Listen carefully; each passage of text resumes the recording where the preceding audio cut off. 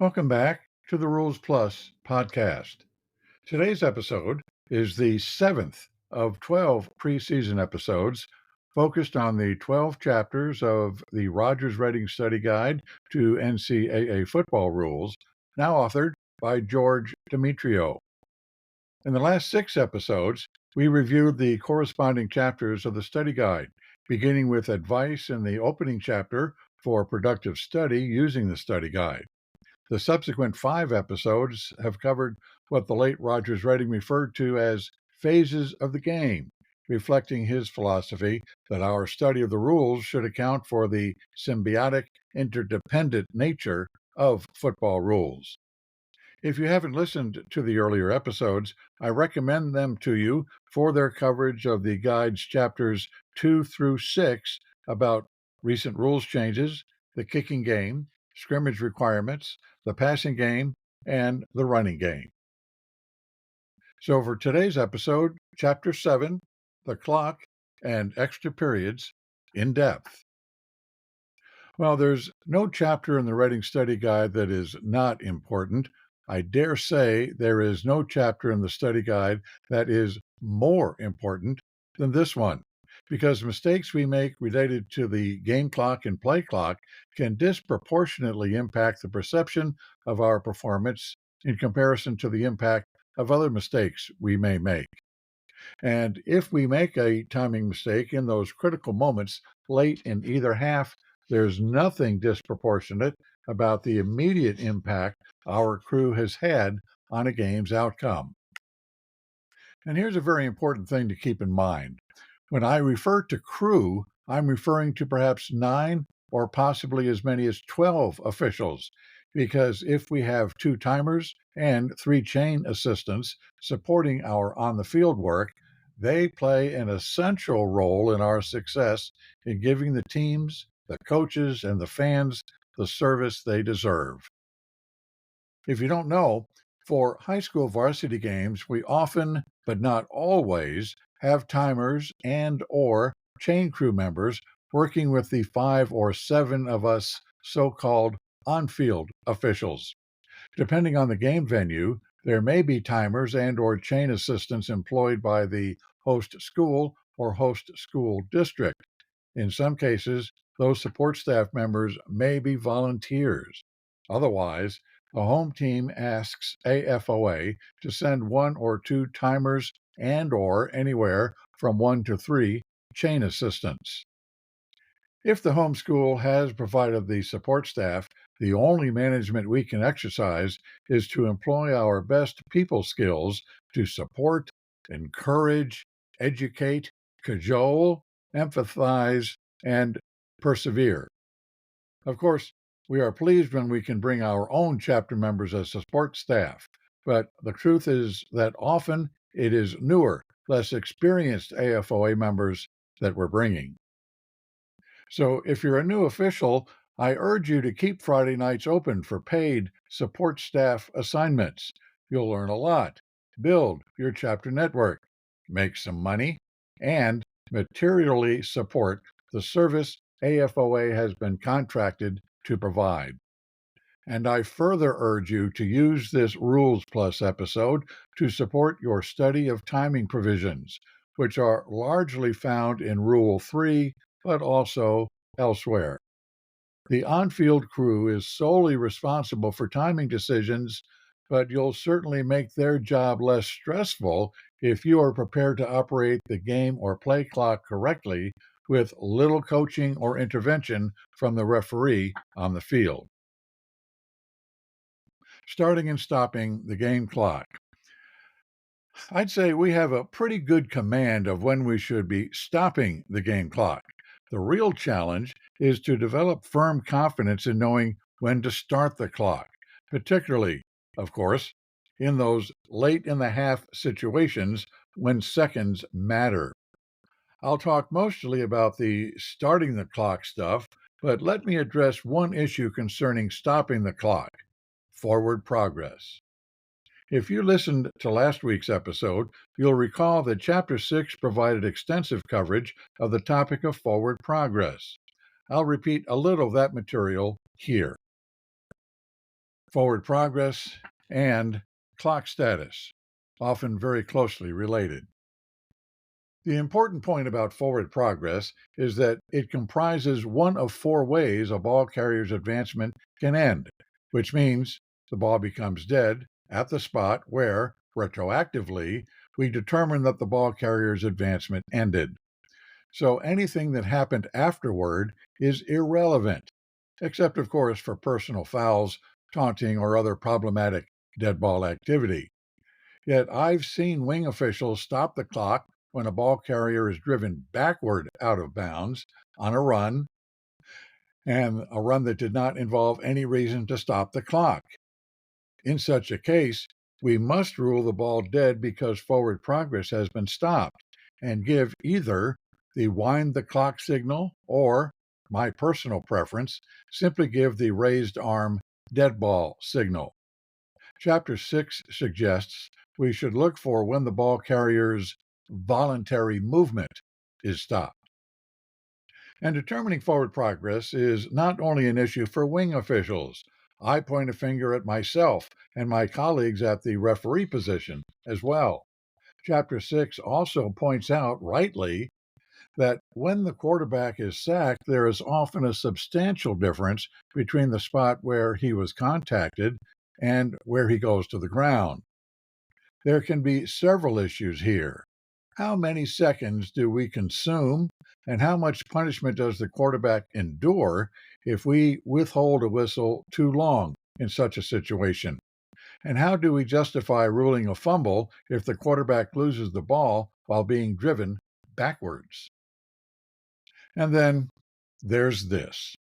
I've seen a wing official stop the clock because he rules a ball carrier out of bounds, yet he marks the dead ball spot several yards forward at the point where forward progress stopped.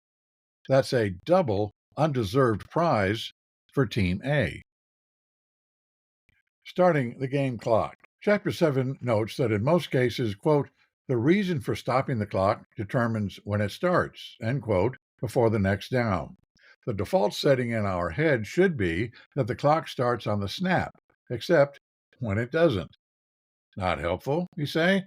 Well, here's some help. Chapter 7 lists a nice, round dozen reasons why the clock stopped that override the default to start the clock on the snap. All we have to do is memorize these dirty dozen. Well, I'll talk about a mnemonic for memorizing them in a moment. Here are the dirty dozen. Start the game clock on the ready for play if it was stopped only because 1. A first down is awarded to Team A or a measurement was required. 2. A timeout by the referee is declared, such as for an injury or adjustment of the ball. 3. An unusual delay has been addressed by the referee. 4. An inadvertent whistle has occurred. 5. A coach's request for a conference has been granted. 6. A forward fumble goes out of bounds. 7. An attempt has been made to conserve time illegally. 8. A media timeout has concluded. 9. A player's helmet comes completely off. 10. A penalty is enforced, except for delay by Team A when a scrimmage kick formation is exhibited. 11. A ball is in the possession of an official. And 12, and I'll get back to this one in a moment, a fumble or backward pass goes out of bounds other than in the last 2 minutes. This does not apply to Texas high school football. Again, back to that in a moment. You'll note that these dozen situations boil down to 2 sets of events that would override the default provision to start the game clock on the snap. If no other reason to stop the clock is involved, start on the ready when, in the case of these play outcomes, Team A is awarded a first down. Team A commits a delay of game foul while in a scrimmage kick formation. A forward fumble goes out of bounds. Any player's helmet comes off. Unfair game clock tactics are employed to conserve time. An injured player is down, or an inadvertent whistle occurs. Besides those play outcomes, the other occurrences are administrative matters. An unusual delay happens, a coach's conference concludes, a media timeout concludes, a penalty is enforced, again, except for delay by Team A when in a scrimmage kick formation, and a ball is in the possession of an official. As I noted, I should refer to this list as perhaps the Texas dozen of 11 clock stopping reasons, not to be confused with a baker's dozen, because the situation regarding backward passes and fumbles that go out of bounds, other than in the last 2 minutes, that situation doesn't apply to Texas high school football. If you didn't know, in Texas, we have long stayed with timing rules as they appear in the 2005 NCAA Football Rules, which means we have not adopted the change that the game clock should start on the ready after a play that ends out of bounds. Essentially, today's NCAA timing rules revert to the 2005 protocol when under 2 minutes remain in the second and fourth quarters. Chapter 7 suggests that once we understand and memorize the Texas dozen, we can simplify our thinking. The claim is that any clock-stopping event that is not on the list of 11 means we start the clock on the snap. Well, that's a little facile for my taste, but you may find this to be a useful mnemonic. The unabridged lists of events that determine whether to start the clock on the snap or on the ready are in 332, parts D and E, respectively. I highly recommend that you read and study those quite closely. So how about exceptions to starting the clock? There are 3 time thresholds at 5, 2, and 1 minute to go. Regarding exceptions to the usual protocols for starting the clock, you'll find the essential reading in 343 regarding the referee's general authority to right wrongs, and in 344 and 345 regarding the 10-second runoff for fouls, helmet issues, and injuries. While it is, and always has been, true that the referee has broad authority to address unfair game clock manipulation at any time, an editorial change in 2020 introduced an explicit, quote, guideline, end quote, on referee authority in stopping and starting the clock. It reads, quote, as a guideline, referees should consider invoking this rule when the game clock is under 5 minutes of each half, end quote. In fact, in each year since 2020, the Rules Committee has provided additional explicit guidelines establishing specific thresholds for when referees must take specific actions to remedy unfair clock manipulation, removing considerable burden from referees in having to read minds and administer justice. Here is the progression in specificity from 2020 until now. In 2020, as mentioned, a time threshold was established for invoking referee intervention in game clock operation. 2021, only in this year, there was no additional guidance, but there was a very subtle and instructive editorial change I can't ignore. The 2021 text replaces the gender-specific pronoun he with the genderless noun the referee in the subject spot to introduce the single most critical sentence in the rule. Quote, the referee shall order the game clock or play clock started or stopped whenever either team conserves or consumes playing time by tactics obviously unfair. End quote. This is a very inconsequential change, and I had not noticed it until researching for this episode. It appears to me that the Rules Committee had started to become woke with this 2021 edition of the Rules Book. Now, I know that the term woke is a pejorative term in the view of some, but I welcome more wokeness regarding gender roles in officiating in general. I will say I was very pleased on Saturday at our initial AFOA Regional Rules Clinic to meet three women who have just started our rookie training, and I understand there are others as well. When time permits, I will be returning to the 2021 rules book to investigate whether and to what degree there were other editorial changes introduced for the specific purpose of promoting inclusive language in reference to officials. If I find anything interesting, I'll report back to you all.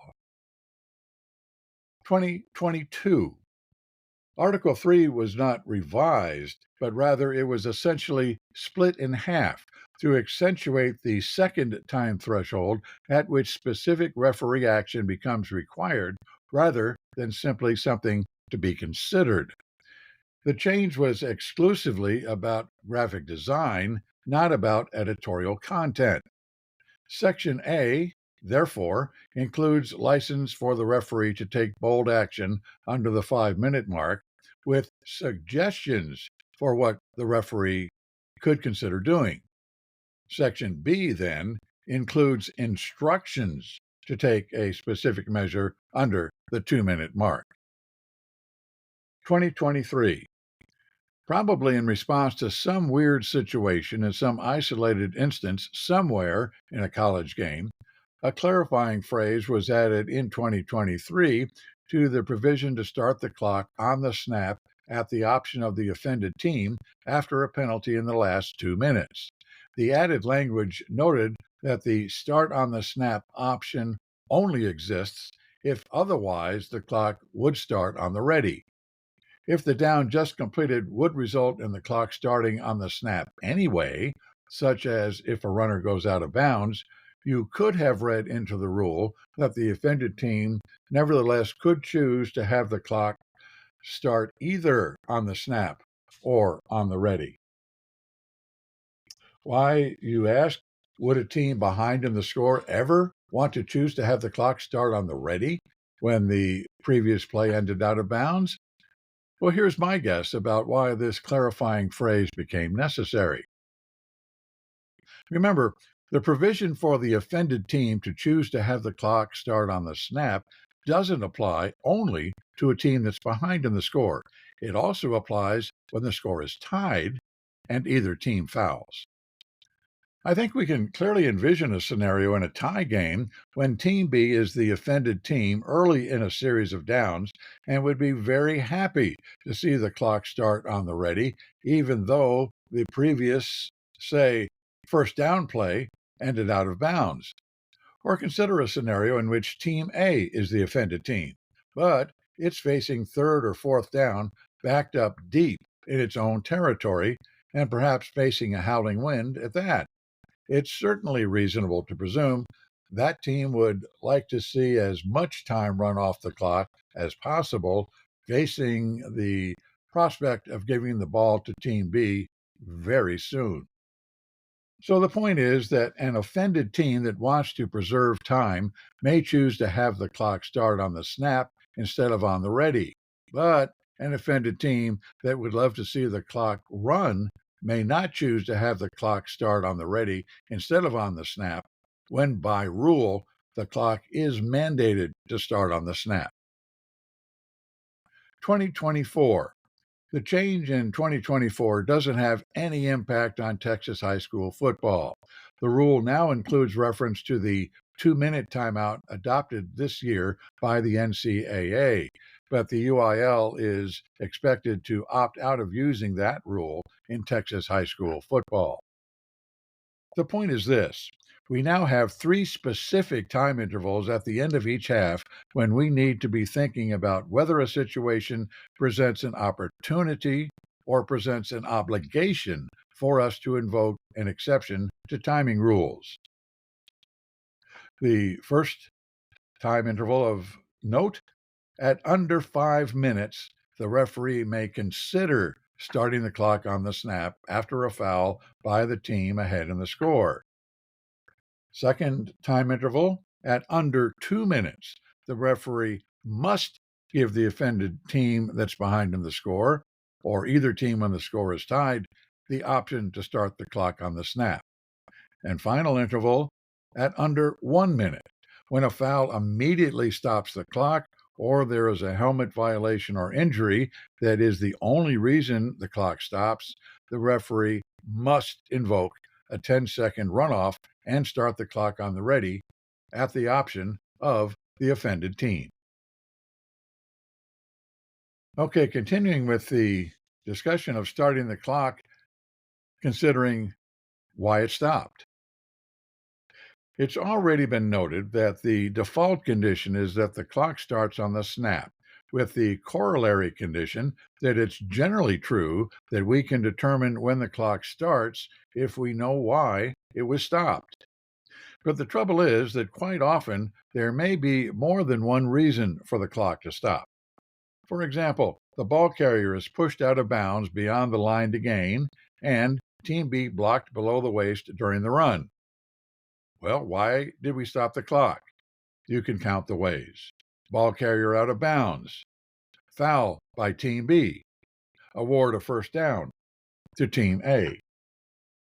Fortunately, there is a hierarchy that stems from the default condition to start the clock on the snap. Chapter 7 notes that whenever there's more than one reason for stopping the clock, if one of those reasons requires that the clock starts on the snap, then the snap default prevails. In the play example, we'd start the clock on the ready after a first down by Team A, or after administering the penalty against Team B, but after a play ends out of bounds, we must start the clock on the snap, at least now in Texas high school football. But we all know it's not that simple. That's what's so tough about learning football rules. Exceptions and exceptions to exceptions. From Chapter 7, here are 4 pretty commonplace scenarios for you to consider. For each one, consider when you would start the clock. Example 7-8. B29 catches a punt, and A is tackled in the field of play, B is driven out of bounds, or C fumbles at the B30, and the ball rolls out of bounds at the B28. Example 7-9. Team A's punt is blocked and does not cross the neutral zone. A23 recovers the ball and carries it beyond the line to gain for a first down. Example 7-10. B27 muffs Team A's punt beyond the neutral zone. A23 recovers the ball. Example 7-11. B79 blocks a third down punt. The ball has not crossed the neutral zone when A21 recovers it, A, while lying on the ground, or B, and then fumbles the ball, which goes out of bounds short of the line to gain. Notice that none of these plays involve the exceptions we just covered in 434, where the complicating factors are limited time remaining and live ball fouls. These 4 examples are vanilla routine plays we can expect to see during any kicking down. If you've stopped the streaming and have considered these examples, well, here are the rulings. See how you did. In example 7-8, how the play ends doesn't matter. In each case, the clock will start on the snap because Team B is awarded a first down and will next snap the ball. In example 7-9, Team A is awarded a first down, so the clock starts on the ready. Correct? Not so fast, my friend. The clock starts on the snap, as is called for after any legal kick play. Remember, when the clock stops for more than one reason, if any of the reasons calls for starting on the snap, it supersedes starting on the ready. In example 7-10, rinse and repeat. There has been a legal kick play, so the clock starts on the snap. And in example 7-11, well, you should get the idea by now. After the legal kick, the clock starts on the snap. Curiously, as much as we can fear the complications a legal kick play can potentially throw at us, in this one respect, kick plays make things anything but complicated. Whenever, wherever, However, a kick play happens, the clock will always start on the snap for the next play, regardless of which team will next snap the ball or how the kick play ended. But can we say the same about downs that include one or more changes in team possession?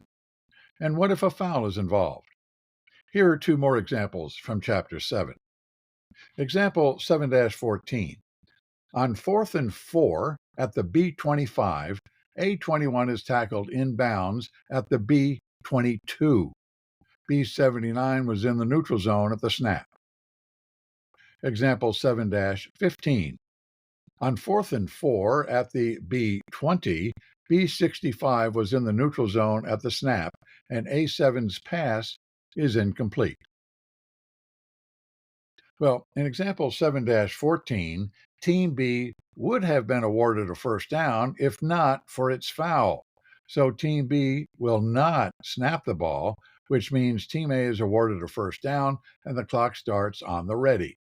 In example 7-15, again, a penalty prevents Team B from next snapping the ball. Team A is awarded a first down, but since the previous play ended on an incomplete pass, the clock starts on the snap. So we're seeing a pattern here of needing to know how the previous play ended to figure out when to start the clock after a turnover or penalty. So what do you think about these last two examples, plays that I've seen many times over the years? First example, A12's pass is intercepted by B42, who returns the ball 22 yards before he is pushed out of bounds. But B52A was in the neutral zone at the snap, or B blocked below the waist during B42's return. Second example, A12's pass is intercepted by B42, who returns the ball for a touchdown.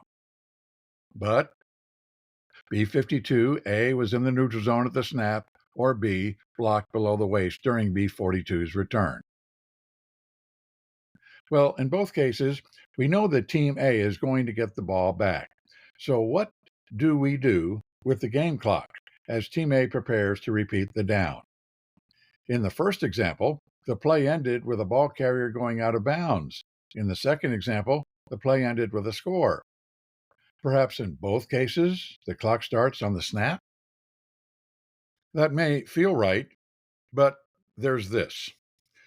In the first example, Team B is not going to snap the ball, so the clock has not been stopped because of a turnover or because a ball carrier went out of bounds. It has been stopped to complete a penalty. You can reference 3-3-2-E4, so the clock starts on the ready.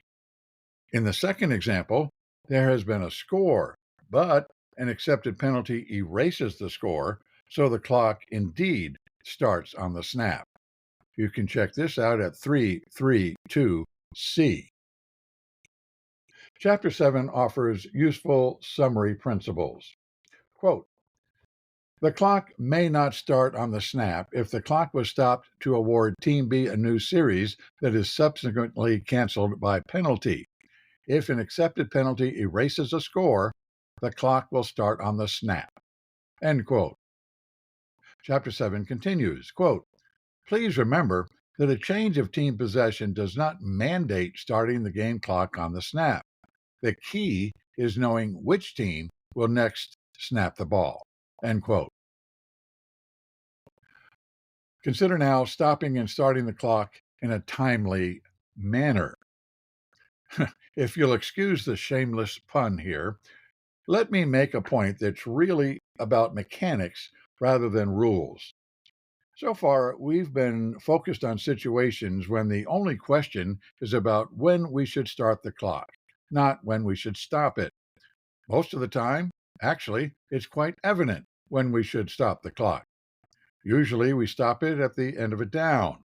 A ball carrier goes out of bounds. A pass falls incomplete. A kick untouched by Team B hits the ground in the end zone. A ball carrier is down beyond the line to gain. A score is made.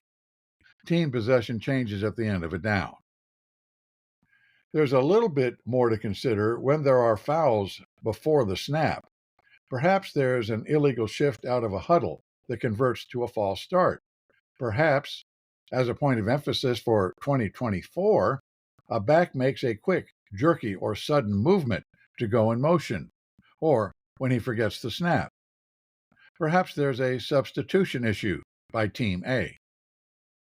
But there are also a few situations that call for us to use discretion, principally situations when we must determine when a loose ball is dead, when a forward progress by the runner has been stopped, or when a ball carrier has stepped out of bounds, whether we need to measure for a first down, or which player of which team has recovered a loose ball. Those last two situations are examples of a when in question moment of an administrative nature that happens while the clock is running and running and running. When it's real close for a first down, or we need to dig the ball out of a pile, when do we stop the clock? When do we restart it? The time in the game and the situation, of course, are important considerations. We certainly don't want to lose seconds when they are precious, but we also don't want to possibly cause a play clock disadvantage. Suppose, for example, we can determine pretty quickly that Team A has retained possession of a ball loose from a fumble. In that case, if we don't stop the game clock, Team A may well still have 30 plus seconds remaining on the live play clock to set up for its next play. However, if it takes a while to determine possession, will Team A have to settle for a 25-second reset of the play clock once we sort matters out and restart both clocks? Stopping the game clock in when in question situations requires good judgment. However, starting the game clock when the question is resolved should be immediate. There is no need to wait until we spot the ball and assume our positions and direct the play clock to start. Chapter 7 has an example that addresses this. Example 7-29. On 3rd and 3 at the A37, A21 gains close to 3 yards and fumbles. Officials stop the game clock when they can't immediately determine who has recovered the fumble. A21 is found to have recovered the ball A, short of, or B, beyond the line to gain. Ruling. In A, the referee will immediately start the game clock. In B, he will start it on the ready, since Team A is awarded a new series. Let me add that most supervisors have changed their view on when trailing wing officials should signal a ball carrier is out of bounds. In the interest of vanity, we used to prefer that wings continue to the out-of-bounds spot, square in to mark the spot, and only then give the out-of-bounds waving signal. That looks very pretty, but the reality is that we were letting 4, 5, 8, maybe more seconds tick off the clock. The advice today is to immediately kill the clock, as awkward as that is to do while on the run. This advice holds whether we're early in the first quarter or in the last minute of the fourth quarter. Let's talk a little bit explicitly about the play clock. At our AFOA Regional Rules Clinic this past Saturday, a couple of colleagues posed an interesting question to me during a break. What would you do in this situation? Team A is flagged for illegal motion at the snap, and during the play, the helmet of a Team B player comes completely off. The question was not about the game clock. The question was about what I'd do with the play clock. We know that we should set it to 40 seconds for Team B's helmet issue, but after administering Team A's penalty, we would otherwise set it to 25 seconds. So which provision supersedes the other? I frankly didn't know for sure. After all, it's still just June. I finally stammered that, I'd set it for 40 seconds because that's what the rule says. But my colleagues kept pushing. Why? It occurred to me that we should choose the more severe sanction, particularly when you consider the reason for the 40-second set for a defensive issue is rooted in improving player safety by making the sanction hurt enough that teams will clean up this equipment issue. But a third colleague joined the conversation and asked, well, why should we award Team A, or that is, reward Team A, when it was the party that fouled? That reasoning appealed and still appeals to me. I bring this up because after searching in vain for some explicit guidance on issues like this, when there are contradictory or inconsistent options, I've found a helpful discussion in Chapter 7. It's a bit lengthy, but worth the time investment, I think. Here it is, with some minor editing for length. The excerpt addresses several troublesome questions. Quote, remember, a forward fumble out of bounds is treated differently than other fumbles, even though the game clock is stopped when the ball leaves the field of play. The play is construed to have ended in bounds for game clock purposes. Thus, the game clock is restarted expeditiously. End quote. Let me interrupt to note what should be obvious. This advice about restarting the game clock without delay is consistent with what we just talked about concerning clock management when deciding whether to measure when digging for a fumble recovery or signaling a ball carrier has stepped out of bounds. I continue with the discussion in Chapter 7. Quote, Rules 324C4 and 335E call for the play clock to be set at 40 seconds following a defensive team injury, as opposed to, quote, Team B, end quote. If players of both teams are injured, the play clock is set to 40 seconds. If the 40-second count is interrupted for reasons beyond the control of the officials or the play clock operator, for example, a malfunction, the referee shall stop the game clock and signal that the play clock should be reset at 40 seconds and started immediately. End quote. I'll repeat the sentence that really caught my eye. If players of both teams are injured, the play clock is set to 40 seconds. That indeed is the more severe penalty being invoked and superseding the less severe one. Finally, let's talk a little bit about extra periods. I think you'd agree that the subject of extra periods could well be a most suitable topic for a Rules Plus episode, and it likely will be soon enough. But I don't want to ignore two contrasting examples at the end of Chapter 7 that remind us of an important provision during extra periods regarding when a possession ends. Chapter 7 observes that there's an important distinction in terms to be noted between play during the regular portion of the game and play during extra periods. A series is defined in 224.1 as a set of 4 consecutive scrimmage downs, but the term possession series refers to a team's continuous possession of the ball during an extra period. 224.2. A possession series may consist of one or more series, a distinction used prominently in 313. Each team is allowed only one possession series during each extra period, but a possession series may consist of several series. The point is made that if Team A snaps from the B25 and makes the line to gain, it is awarded a, quote, new series, end quote, but is still in its, quote, possession series, end quote. A possession series ends in just two ways.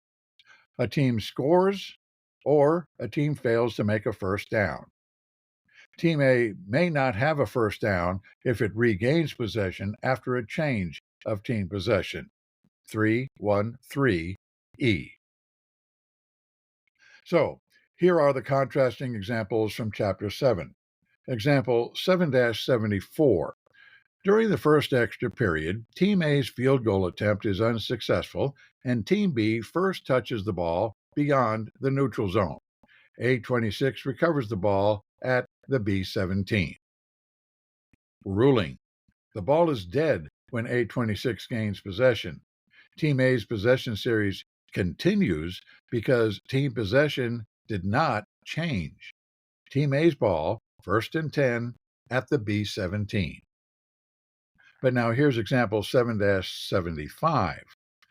On Team A's unsuccessful field goal attempt, Team B recovers the ball beyond the neutral zone. Team B then fumbles the ball, which A57 recovers while grounded. Ruling, because of the change of team possession, Team A's possession series is over. Team B puts the ball in play at the original 25-yard line, or there is a new extra period.